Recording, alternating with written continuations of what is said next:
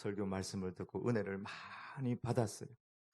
하나님께서 오늘 나에게 귀한 말씀을 주시는구나. 그래, 큰 꿈과 비전을 가지고 내가 크게 사업을 해서 하나님을 위해서 큰 일을 하고 또 건축원금도 많이 해야 되겠다. 그리고 담임 목사님을 만나러 왔어요. 목사님, 하나님께서 내게 좋은 아이디어를 주셨습니다.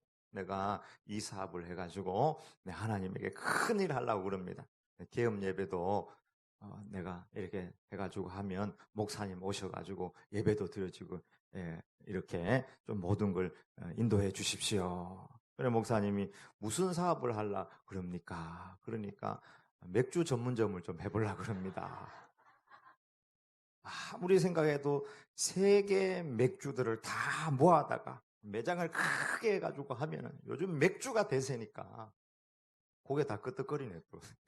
맥주가 대세니까 치맥, 과맥, 뭐 돈맥부터 시작해가지고 안주하고 온 세계 맥주를 가져와서 하면은 분명히 성공할 거다. 속으로 아멘이 좀 들리는 것 같은데.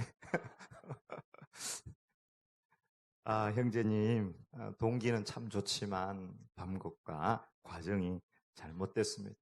우리 몸은 또 성전은 하나님의 몸인데 술장사를 해가지고 번 돈을 하나님께서 기뻐하지 않을 것입니다. 한번 다른 사업을 하나님 앞에 기도하고 구상해 보시기 바랍니다. 그렇게 고면했다고 합니다. 구원받은 하나님의 백성에게 있어서 가장 중요한 것이 있다면은 하나님의 뜻입니다. 하나님의 뜻이 가장 중요해요. 우리 인생에 나를 향한 하나님의 뜻 하나라도 발견하고 그 뜻을 붙잡고 끝까지 그 뜻을 이루어내고 하나님 앞에 순종하는 것. 그것이 가장 중요해요. 왜 하나님의 뜻을 붙들고 순종하는 것이 중요하냐?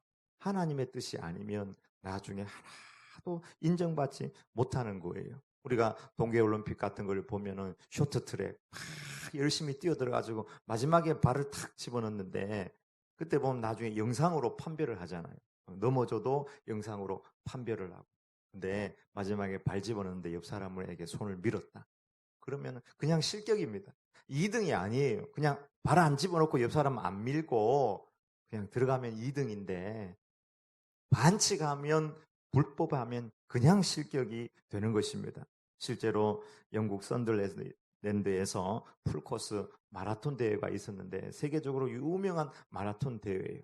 근데 그 대회에서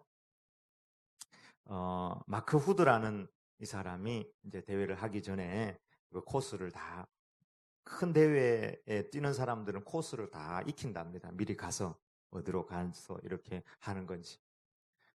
익히게 되는데 이제 그날이 되어 가지고 이제 마라톤을 하는데 이 마크 우드라는 사람이 1등으로 달리고 있었어요. 근데 진행 요원들이 서 있고 진행 요원들이 진행하는 코스가 다른 거예요. 자기가 확인한 코스하고. 근데 자기는 내가 처음에 확인한 그 코스로 가야지 하고 달렸어요. 근데 2등부터 달려오는 사람들은 진행 요원이 시킨 대로 그 코스를 달리게 되는데 그 이후에 5,000명의 사람들이 그 2등하고 같이 뛰어갔다는 거예요. 그런데 잠시 후에 보니까 진행 요원이 실수한 거예요. 잘못된 장소에 서 있어가지고 잘못된 길을 가르쳐 준 것입니다. 경기가 다 끝나고 난 다음에 1인 마크 우드를 제외하고는 모두가 다 실격당했어요. 그 경기를 진행하는 쪽에서는 그 진행 요원이 잘못했기는 하지만 그것은 법이기 때문에 규정상 실격입니다. 이렇게 되고 정 코스만 간 마크 우드가 1등을 하게 되었다는 것입니다. 여러분 법대로 하나님의 뜻대로 경기하지 아니하면은 나중에는 2등, 3등이 아니라 그냥 실격이에요. 실격. 그렇기 때문에 하나님의 제자들이 이 세상을 살아갈 때 가장 중요한 것은 하나님의 뜻을 붙들고 그 뜻 하나라도 순종하고 이루어내려 하고 노력하는 것이 가장 중요해요. 우리가 살면 100년, 아니 어떤 사람 1000년 살다고 합시다. 1000년 사는데 하나님의 뜻은 온데간데 없고 자기 마음대로 살았다. 하나님 앞에 인정이 안 돼요. 우리라는 사람 안에 뭘 집어넣느냐. 여러분 아무리 깨끗한 그릇에도 개밥을 집어넣으면 그 개밥 그릇밖에 안 돼요. 우리가 아무리 부족하고 연약해도 하나님의 뜻을 담으면 우리는 하나님의 사람인 것입니다. 겉으로 보기엔 멀쩡해도 하나님의 뜻이 아니라 내 욕심과 내 뜻을 담으면 이것은 그냥 하나님 앞에서 불법이 될 수가 있고 하나님 앞에서 책망받을 수 있다는 사실입니다. 주님은 산상수훈의 마지막 부분에서 이 불법에 대해서 너무 분명하게 강력하게 말씀하셨습니다.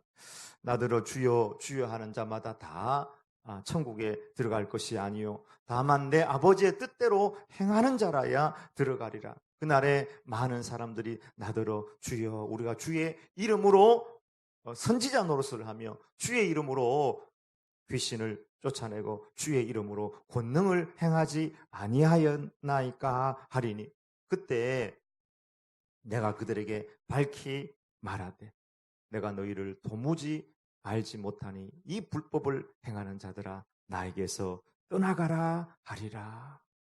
여러분, 이 세상에 후회할 것이 참 많을 거예요. 그때 내가 그 땅 사놨으면 지금 엄청났을 텐데 내가 왜 여기를 투자를 해가지고 이렇게 됐지. 그때 내가 이거 막 그냥 없는 셈 치고 막 묻어놨으면은. 근데 여러분, 이 세상에 후회하고 가슴 칠 일 많지만 주님 앞에 갔는데 이 불법을 행하는 자들아 나에게서 떠나가라, 이 말을 듣는다면 이를 부득부득 깔고 슬피 울며 이를 갈고 아무리 몸부림을 치고 내가 모든 것을 포기하겠다고 그래도 소용없는 거예요. 그때는 안 되는 거예요. 이 세상 다 살고 난 다음에 주님 앞에 가서 이것이 주님의 뜻이니까 이제 주님 뜻대로 살겠습니다. 그때는 안 된다는 것입니다. 그래서 우리가 이 세상 살아갈 때에 우리라는 그릇 안에 하나님의 뜻을 담는 것이 너무나 중요한 것입니다. 이 불법을 행하는 자들아 나에게서 떠나가라. 너무너무 무서운 말씀이에요. 한번 상상해 보세요. 돌이킬 수 없는 그 자리에서 슬피 울며 이를 부득부득 깔고 아무리 몸부림을 치고 아무리 후회한들 그때는 하나님의 뜻을 내가 암송하고 읽고 다 알아도 아무 소용없는 것입니다. 그래서 우리가 숨이 붙어있는 이때, 태양이 밝게 뜨고 하늘의 별이 반짝반짝 빛나는 이때, 내 심장이 벌떡벌떡 뛰는 지금 이 시간 우리가 하나님의 뜻을 붙잡고 단 하나라도 순종하면서 달려가는 것이 너무 중요하다는 거예요. 그 첫 번째, 하나님의 말씀이라도 하나님의 뜻이 아닐 수 있습니다. 이게 무슨 말이지? 무슨 엉뚱한 이야기지? 여러분, 하나님의 말씀이라도 하나님의 뜻이 아닐 수 있습니다. 자세히 보세요. 오늘 성경에 보면은 다윗이 굴 속에 있어요. 엔게디 광야에서 가서 탁 숨어 있는데 사울이 이야기를 듣고 3,000명의 뽑은 특공대들을 데리고 다윗을 잡으려고 온 것입니다. 이때는 숨어야 돼요. 다윗의 사람들이 한 600명쯤 되잖아요. 자, 흩어져. 그리고 다윗도 자기 부하 몇몇 이제 보디가드 열심히 잘하는 사람하고 딱 숨었어요. 근데 굴에 딱 숨어 있는데 사울 왕이라도 어쩔 수 없어요. 용변을 보려고, 소변인지 대변인지 몰라도 용변을 보려고 굴로 딱 들어왔네. 그러면 빨리 들어와가지고 옷을 벗고 막 무장해제를 하고 그게 용변 딱 볼 때 보니까 그 다윗하고 같이 있었던 사람 다윗이 너무 잘 알겠죠. 사울이다. 그때 다윗의 부하들이 무슨 말을 하냐면 하나님께서 하신 말씀을 하는 겁니다. 여호와께서 내게 이르시기를 내가 내 원수를 내 손에 넘기리니 내 생각에 좋은 대로 행하라 하시더니 그날이 이날입니다. 확 죽여버립시다. 확 조잔쳐가지고 그냥 한번 가는 길도 안 더럽게 가도록 확 조잔쳐보고 확 찍어보면 뭐 빽소리 못하게 보내버립시다. 여러분, 여호와의 이름을 언급하고 성경을 언급하고 이 말씀을 주석을 찾아보니까 아마 갓 선지자가 내가 내 원수를 내 손에 넘기리니 내 생각에 좋은 대로 행하라. 이것은 분명히 갓 선지자를 통해서 다윗에게 전달된 하나님의 말씀이지 않는가. 그렇게 이제 해석을 해놓은 주석이 있더라고요. 이건 하나님의 뜻이다. 여러분 성경에 보면 원수 갚는 거 내가 내 원수를 내게 붙이겠다 이런 말씀들이 많이 나옵니다. 여호와의 말씀을 언급하고 선지자가 전해준 말을 언급하고 하나님의 이름을 언급하면서 이것은 하나님의 뜻입니다. 다윗이여 사울을 죽입시다. 근데 여러분 성경이라도 하나님의 말씀이라도 하나님의 이름이 거론됐다 할지라도 그것이 하나님의 뜻이 아닐 수 있습니다. 왜요? 그걸 싹 넘겨보면 그 밑에 조금만 더 밑에 들어가면은 거기에 하나님의 뜻이 아니라 자기 뜻, 자기 욕심이 관에 또아리 틀고 있는 거예요. 성경에 이런 경우가 종종 나와요. 엘리사, 아람의 나만 장군이 나병이 들어가지고 자기 병 낫게 해달라고 온 거예요. 어떻게 여러분 나병, 옛날엔 나병은 지금 에이즈보다 더 한 거예요. 뇌출혈보다 훨씬 더한 거예요. 뇌출혈이 지금 가장 어려운 병 중에 하나인데 완전 터져버린 것보다 더한 거예요. 나병이 생겼어요. 그걸 고쳐달라는 거예요. 근데 엘리사가 저 요단강에 가서 7번 목욕해라. 그리고 7번 목욕하고 났더니 애처럼 애기 피부처럼 깨끗하게 된 거예요. 너무 기분이 좋고 그래서 처음에는 불신했지만 막 자기 고쳐주면 주려고 가지고 왔던 보물들이 있습니다. 보물들. 10만 원 봉투에 넣어서 주고 이런 정도가 아니고 자기 병을 낫게 해주면 막 지금으로 치면 몇 수십억의 보물을 들고 왔는데 그걸 다 주겠다는데 이런 지하에 엘리사가 거절합니다. 가시오. 하나님께서 당신에게 해준 것이니까 나는 당신에게 해준 것이 없습니다. 가시오. 근데 게하시가 몸 좋은 게하시가 뜨고 와서 보니까 아니 사례를 거절했다는 거예요. 사례를. 그럴 때 게하시가 이런 얘기합니다. 내가 여호와의 살아계심을 두고 맹세하노니 반드시 내가 나만 장군에 가서 무엇이라도 받아오리라. 거기 여호와의 살아계심을 두고 맹세한다 이렇게 얘기했습니다. 그리고는 쫓아가 가지고 은 2달란트, 은 1달란트만 달라 그랬거든요. 2달란트 받으세요. 은 2달란트 많은 거예요. 그리고 옷하고 이런 거 막 받아와 가지고 딱 숨겨두고 이제 자기 주인 엘리사에게 왔어요. 그때 엘리사가 게하시야 어디 갔다 왔느냐? 저 아무 데도 안 갔다 왔는데요. 네가 그 사람을 만나러 갔을 때 그 사람이 수레에 내릴 때에 내 영이 그곳에 있었던 것을 네가 깨닫지 못하느냐? 내가 그 현장에 있었다는 거예요. 내가 다 보고 있었다는 것입니다. 지금이 어느 때인데 은을 받고 의복을 받고 감람원이나 포도원이나 양이나 소나 남종이나 여종을 받을 때냐? 그러므로 나만 장군의 이 나병이 너에게 들어가서 너와 내 자손에 다 저주를 받을 것이다. 그 순간에 나만 장군에게 있었던 그 나병이 게하시에게 그냥 눈처럼 하얗게 몸이 되었다. 그렇게 말하고 있습니다. 여러분 게하시가 하나님의 살아계심을 가지고 맹세하고 하나님의 이름을 사용했지만 그 개구리 밥이나 풀처럼 그걸 싹 치우고 나면 밑에 들어가니까 하나님의 뜻이 아니에요. 자기 뜻을 하나님의 뜻으로 싹 포장을 해놓은 거예요. 하나님의 살아계심을 두고 맹세하노니 내가 가서 무엇이든지 내가 받아올 것이다.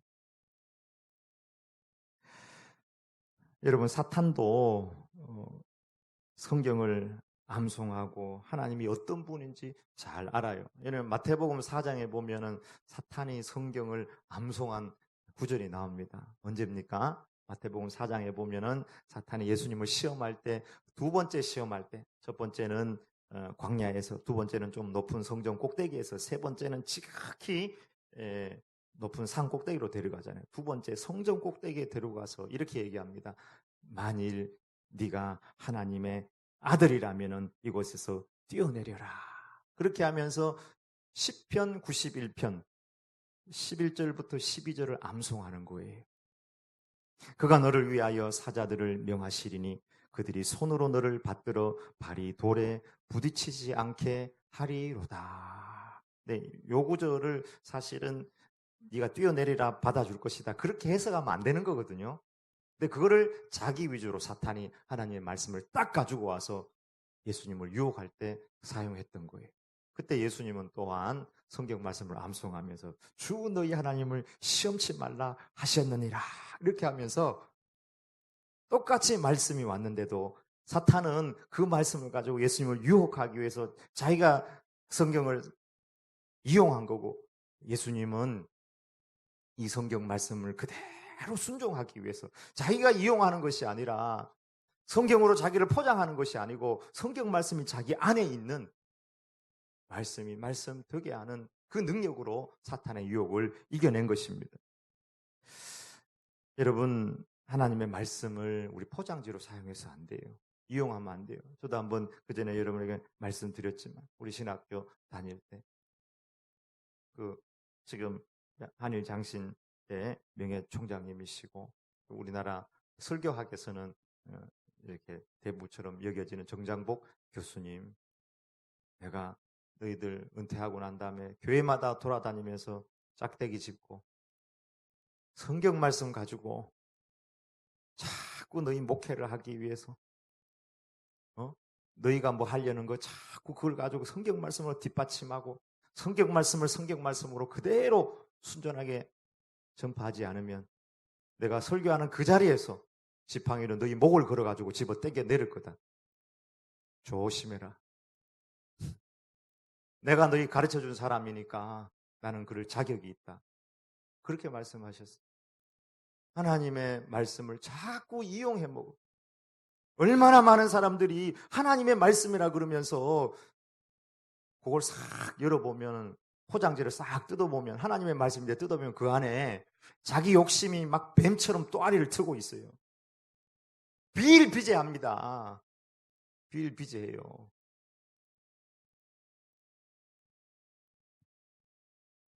내가 붙들고 있는 말씀. 우리가 지난번에도 제가 한 말씀 드렸지만 너희가 내 안에 거하고 내 말이 너희 안에 거하면 무엇이든지 원하는 대로 구하라. 그리하면 이루리라. 무엇이든지 원하는 대로 구하라. 한번 열어볼까요? 뭐가 있는지. 여러분, 뭐가 있습니까?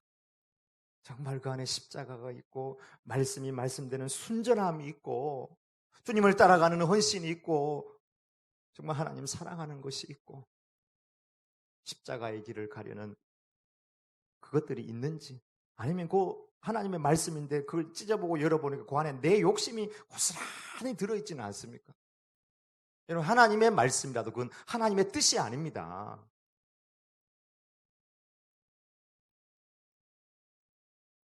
항상 기뻐하라. 쉬지 말고 기도하라. 범사에 감사하라. 이것이 그리스도 예수 안에서 너희를 향하신 하나님의 뜻이니라. 하나님의 뜻은 태양처럼 분명하고 아무리 어두운 밤이라도 별처럼 영롱하고 아름답고 분명하고 확실한 것입니다. 조건이 아닙니다. 하나님의 말씀이 말씀되게 하는 것이 하나님의 뜻이에요. 내 목적이 생기면 기도하는 것이 아니고 쉬지 말고 기도하는 거예요. 내 어려움 당했다고 기도하는 것이 아니라 범사에 기도하는 것이고 조건 때문에 기뻐하는 것이 아니라 늘 기뻐하는 거예요. 나는 너무 하나님의 말씀 가운데 나를 집어타고 내 욕심을 집어타고 그래서 하나님의 말씀인데도 하나님의 뜻이 아닌 하나님의 말씀을 통해서 내 욕심을 이루려고 하는 이 다윗의 신하들처럼 그렇게 살아가고 있지는 않는가 하는 것입니다. 여러분, 하나님은 하나님의 뜻을 우리에게 보이세요. 일반 계시나 자연 계시나. 여러분, 일반적인 환경이나 사람들의 말이나 우리 관계들을 통해서 하나님께서 우리에게 분명히 말씀하시거든요. 깨닫게 하세요. 우리에게 이성을 주셨으니까 하나님께서 하나님의 뜻을 막 굉장히 수학 문제 미분 적분처럼 이렇게 감춰놓은 곳이 아닙니다. 태양처럼 분명해요. 원수를 사랑해라. 사랑하는 것이 하나님의 뜻이고 친절하고 겸손하고 내가 십자가를 지는 거 수천 번은 얘기했을 거예요. 그럼에도 불구하고 그건 온데간데였고 그 밑에 좀 더 밑에 조금 더 밑에 들어가 봐요. 뭐가 있는지. 자연에 계시된 태양이 뜨고 태양이 지고 별을 보고 하늘을 보고. 근데 그것을 보면서도 하나님이 보이는데 야, 오늘 태양 저 모양이, 구름 저 모양이 저렇게 생긴 걸 보니까 투자를 저쪽으로 할까? 자꾸 이런 식으로 해석을 해. 그건 아니거든요. 그건 아니에요. 네? 특별 계시 하나님께서 특별 계시를 주시게 돼요. 꿈이나 환상이나 직접 육성을 주시고, 어떤 분은 꿈에 예수님이 오셔가지고 십자가를 주셨대. 근데 그분이 너무 그때 경제적으로 어려웠는데 십자가를 주셨는데, 이분은 생각하기를 그 대천적 신부님에게 찾아가서 하나님께서 저에게 응답하셨습니다. 제가 지금 경제적으로 굉장히 어려운데 꿈속에 오셔가지고 십자가를 나에게 줬다는 거예요. 이제 대천적 신부님은 그분한테 금식하셔야 되겠습니다 이렇게 얘기했고, 그 사람은 야, 나는 이제 경제적으로 대박이 날 거다 이렇게 해석을 한 거예요. 십자가가 뭔지 잘 모르는 거예요. 얼마나 자기 위주로 십자가도 바라보면 그렇겠어요.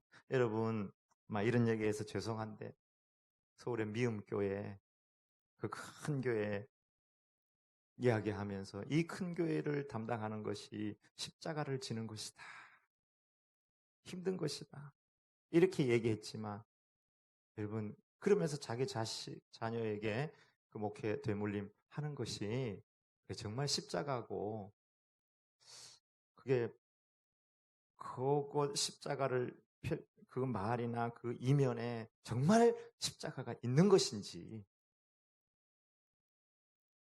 우리는 한번 돌아볼 필요가 있습니다. 하나님의 말씀이라 할지라도 거기에 내 욕심이 들어가면 하나님의 뜻이 안 되는 거예요. 말씀이 말씀 되게 하라. 말씀이 나에게 와서 그 말씀이 그대로 말씀이 되도록 순종을 해야죠. 나를 위해서 말씀을 자꾸 포장하면 안 되는 것이에요. 그래서 예수님께서 너무 귀한 말씀을 우리에게 해주셨어요. 이거는 예수 믿는 사람의 어떤 하나님의 뜻을 분별하는 게 있어서 어떤 기준과도 같은 말씀이에요. 누구든지 예외가 없습니다. 누구든지 나를 따라오려거든 자기를 부인하고 자기 십자가를 지고 나를 따라올 것이니라. 자기를 부인하고, 내 욕심이 들어가 있고 내 목적이 들어가 있고 내 만족이 들어가 있고, 그건 아무도 몰라요. 막 깊숙이 들어가면 파헤쳐보면 그 밑에 뭐가 있어. 살 구멍이 있고. 제가 어느 말씀을 듣다가 보니까 그런 얘기가 나오더라고요. 잠깐 생각나는 건, 어떤 목사님이 목회를 해가지고 뭐 건축도 하고 부흥도 하고 다 뭔가 성장을 하는 거예요. 근데 그 목사님은 그 안에 들어가 있는 거예요. 그걸로 자기를 포장 삼아서. 하나님과 나 사이에 다른 것이 다 들어가 있는 거예요.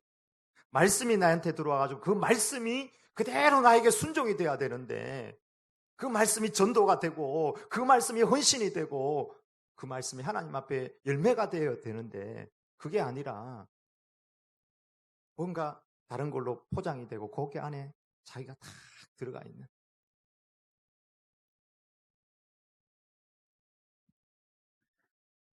누구든지 나를 따라오려거든 자기를 부인하고 자기 십자가를 지고 나를 따라올 것이니라.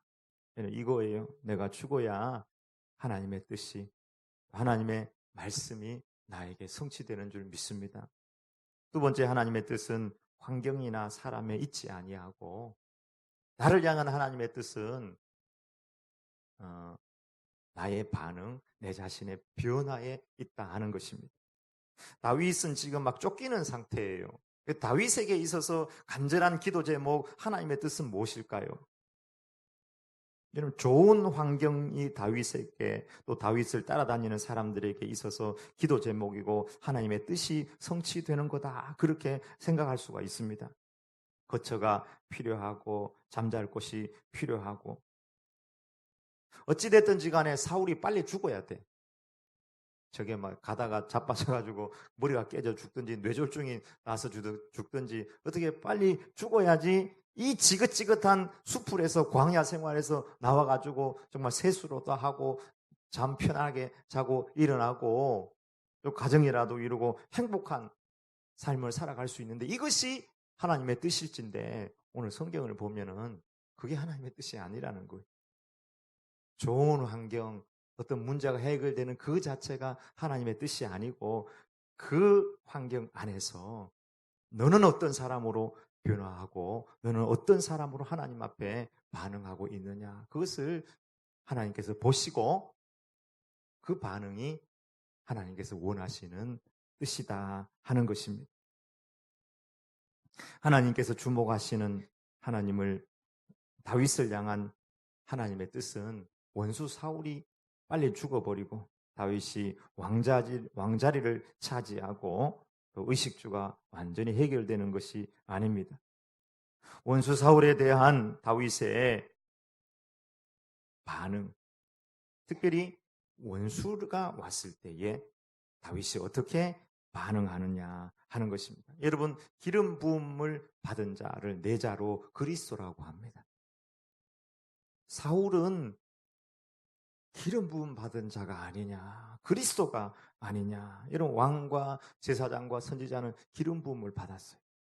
예수님은 왕이고 제사장이고 선지자예요. 근데 왕이고 제사장이고 선지자인 예수님을 대제사장과 그 백성들이 자기 마음대로 했습니다. 근데 절대 기름 부음 받은 자, 하나님의 사역자를 이렇게 치는 것은 하나님께서 금하는 것이다 하는 것이 하나님의 뜻이고 그것이 너무 분명했습니다. 그리고 오늘 하나님께서 원수 사울을 진짜 어떻게 보면 우연하게 용변을 보게 하는 거예요. 다윗 앞에서. 이게 우연이겠습니까, 여러분? 저는 우연이 아니라고 봅니다. 한번 그렇게 시켜보는 거예요. 다윗 앞에 사울을 딱 잡아놓는 거예요. 그리고는 하나님의 뜻을 기억나게 합니다. 기름 부음 받은 자. 그러나 네 원수다. 어떻게 할래? 다윗이 사울을 살려주고 옷자락만 베요. 근데 여러분 오늘 성경을 보면 그 옷자락 벤 거 가지고도 마음에 찔렸다. 양심의 가책을 받았다. 이렇게 이야기합니다. 근데 사울은 어떻습니까, 여러분? 사울은 자기가 기름 부음을 받았어요. 근데 기름 부음 받은 노베 제사장들 85명을 도액을 보내가지고 다 죽이고 진멸하고 그 가족들까지 다 죽입니다. 다윗하고는 전혀 다른 반응, 하나님의 뜻이 없어요. 자기 욕심, 자기 시기심, 자기 왕자리 그것을 이루기 위해서 최선을 다하는 거예요. 그가 계속 왕한다 할지라도 하나님의 뜻을 전혀 이루는 삶이 아닌 것입니다.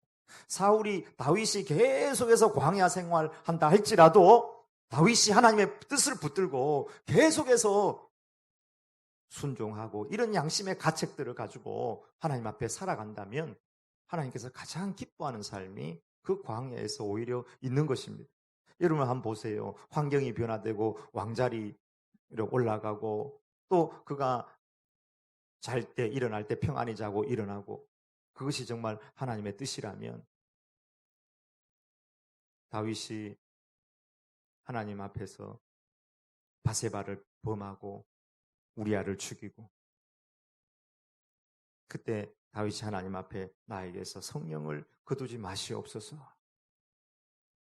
여러분 왕자리나 어떤 환경 좋은 잠자리 그것이 우리에게 진짜 하나님의 응답이 아니에요. 하나님은 하나님의 뜻은 우리를 보시는 거예요. 네가 그 환경에서 어떤 반응과 그 환경에서 어떻게 나의 이 말씀을 붙들고 끝까지 살아가느냐 하는 것입니다. 여러분 역시 우리가 살아가면서 깨닫는 것은 사람이나 환경, 사건의 문제가 아니다 하는 것입니다. 손양원 목사님 안재선 자기 손동신 죽인 그 사람을 자기 양아들로 삼잖아요. 왜 그런지 아시죠? 우상에게 절하지 말라 하는 것도 하나님께서 나에게 주신 계명이다. 그렇다면 원수를 사랑해야 하는 것도 하나님께서 나에게 주신 말씀이고 계명이다. 내 자식들을 죽인 원수이지만 나는 그를 계명으로 받아들이고 그를 사랑해야 된다. 이것이 송원양원 목사님의 말씀에 대한 반응이었습니다. 물론 이제 안재선은 그 이후로 손 목사님 돌아가셨을 때 장례 상주도 하고 상주를 했어요. 하고 또 신앙생활을 했지 끝까지 뭐 교회를 잘 다니지는 않았다 그래요. 끝까지 그렇게 못했지만 그 아들 중에 한 분이 목사님이 되셨어요. 안경선 목사님이라고. 하나님의 그 섭리가 참 대단하죠. 손양원 목사님 양자로 삼은 그분은 평생 가슴에 짐을 지고 살았어요. 내가 손양원 목사님은 사랑의 원자탄이지만 나는 나는 그 가해자인 거예요. 그러면서도 양아들이 됐어. 그 마음의 무게라는 것은 말도 못하죠. 손양원 목사님 부흥회 다닐 때 같이 따라다니기도 그렇게 했거든요. 같이 따라가서 또 함께 은혜 받고 은혜도 끼치고 그랬거든요. 그러나 그 마음에 늘 짐이 있었어요. 그래서 좀 숨은 거예요. 그러나 그 아들이 한 분이 지금 목회자를 열심히 하고 있는 것입니다. 여러분 그냥 상황과 형편이 좋아지는 것은 내 뜻일 수 있습니다. 그러나 하나님의 뜻은 그 가운데서 내가 어떤 사람으로 변화되고 어떻게 반응하느냐 하는 것입니다. 아브라함도 마찬가지죠. 나그네 인생길에 막 계속해서 힘들고 어렵지만 사람들 대접하고 그러다 천사와 하나님을 대접하게 되고 이삭은 물 문제 어려울 때 블레셋 사람들에게 계속 양보하고 여러분 요셉을 한번 보시기 바랍니다. 이제 총리가 되었다면은 형들하고 끊어야죠. 형들이 자기에게 준 상처를 생각하면 이빨이 부득부득 갈려요. 그때 울고 불고 나 팔지 말아라고 했을 때 형들이 돈 받고 동생을 인신매매한 것입니다. 노예 팔듯이 팔아버려가지고 그 고생한 세월을 생각하면은 총리가 되어서 왔을 때 정말 고기 국물 우리 집에 와봐라 수박 껍질 안 준다 너희들 꺼져라 이렇게 될 수 있는데 보복하지 않는 거예요. 그리고 무엇보다도 자기에게 성폭행범으로 누명을 씌웠던 보디발의 아내 이제 과거 진상조사위원회를 만들어가지고 그 사람을 끄집어내가지고 보디발 장군까지 목을 치든지 어떻게 해야 되잖아요. 근데 원수 하나도 안 갚는 거예요. 자세히 돌아보니까 하나님의 뜻이 있는 거예요. 만민을 구원하기 위해서 하나님께서 나를 이 가운데로 보내셨구나.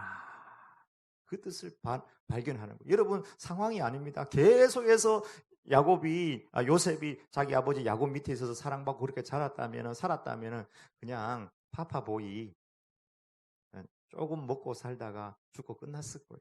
하나님의 뜻은 그게 아니에요. 어떤 상황과 환경이 변하는 것이 아니고 그 상황과 환경 가운데서 너는 어떤 사람이고 너는 그 가운데서 어떻게 말씀을 붙들고 순종하고 있느냐 하나님을 신뢰하고 있느냐 그것이 하나님의 뜻이라는 사실입니다. 다시 한번 말합니다. 우리 인생의 문제는 사람이나 환경의 문제도 아닙니다. 그 상황에서 내가 어떤 말씀의 반응을 하느냐 하는 것입니다. 주님은 이렇게 말씀하셨습니다. 오른쪽을 딱 때리냐 왼쪽을 돌려 대줘라.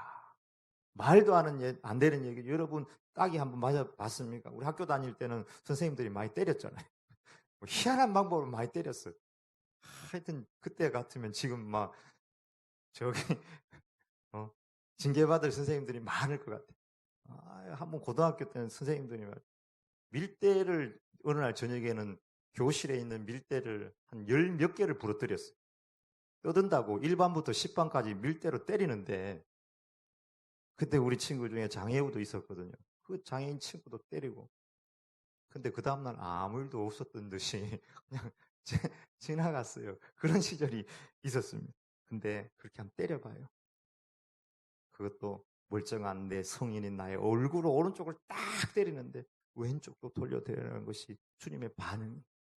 너희를 고발해가지고 고소해가지고 법으로 막 해가지고 너희 속옷을 가지고 오자 하느냐? 그것까지 주어버려라. 억지로 오리를 가자고 하면 심리를 억지로 끌려가는 것이 아니라 성경에 주님이 뭐라고 했냐면 심리를 동행해 주어라. 질질 끌어다니면서 노예처럼 가지 말고 동행해주고 말친구도 되어주고 요즘 뭐 재밌는 이야기도 해주고 백종원 이야기도 해주고 무슨 이야기도 해주고 얘기해주면서 같이 가라는 거. 이웃을 사랑하고 원수를 미워하라 이렇게 이야기했지만 나는 너희에게 이르노니 원수를 사랑하고 너희를 위하여 핍박하는 자를 위하여 기도하라. 여러분 우리는 우리 삶 가운데 3D difficult, dirty, dangerous한 이것들이 없어지기를 원하고 이것이 하나님의 뜻일 거다 기도합니다.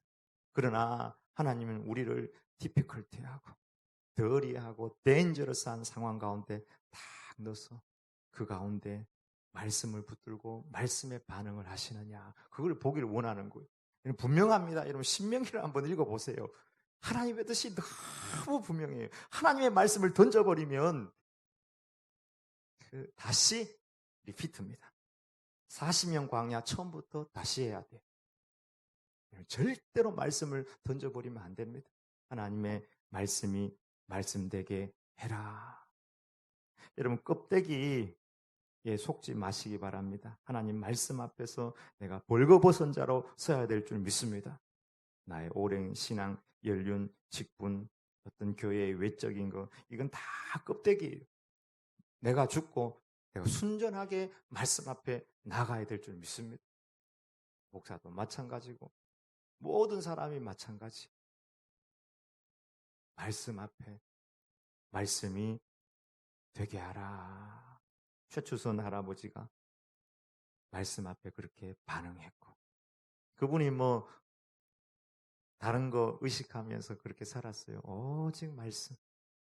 손양원 목사님이 뭐 어떤 자리 이런 거 아니고 오직 말씀 앞에 순전히 반응한 것처럼 하나님의 뜻 말씀을 붙들고 말씀의 반응으로 내 욕심 내려놓고 주님 따라가는 주의 제자들이 되길 주의 이름으로 축원합니다. 아멘. 기도하십시다. 하나님 아버지 이렇게 우리는 말씀을 많이 듣고 또 암송하기도 하고 어려서부터 많이 말씀이 익숙하지만 한 발짝만 교회 나가고 설교만 끝나면 어느덧 말씀은 우리의 포장지고 아버지 그 말씀 안에 내 욕심이 마치 뱀처럼 또알이 틀고 있는 것을 보게 됩니다. 주여 이 악한 것들을 성령의 검으로 깨워주시고 말씀이 우리 중심에 거하게 하여 주시고 말씀이 말씀되게 하고 말씀이 우리를 따라가고 아무리 하나님 아버지 3D 같은 그 현장에 있다 할지라도 말씀으로 순종하고 십자가로 순종하는 주의 제자들이 다 될 수 있도록 은혜 내려 주시옵소서. 예수님의 이름으로 기도 올리옵나이다. 아멘.